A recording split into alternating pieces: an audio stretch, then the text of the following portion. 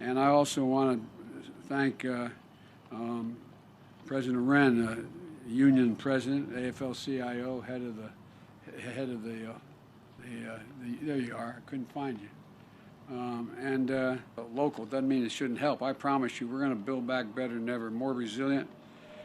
And that's due to the congestion, and folks in Louisiana know there are much greater threats than just congestion. So when I think about the threats of hurricanes and global warming and the poor condition of our economy as it relates particularly to infrastructure, I think of one thing, I think of jobs. They just require something we've got in good supply here in Louisiana. Hard work, grit, and sweat.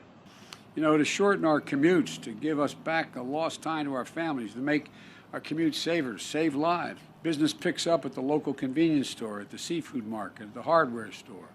We're centers of people's locus and their jobs and their economies. And it's going to provide millions of jobs, thousands of jobs, and it's going to provide much more security. It's going to put plumbers and pipe fitters to work. Let me explain how we pay for this, because I'm not a deficit spender. Because, you know, we had a tax cut the other team put in back in 2017, and it created a $2 trillion deficit. According to the study out of the University of Massachusetts, everything.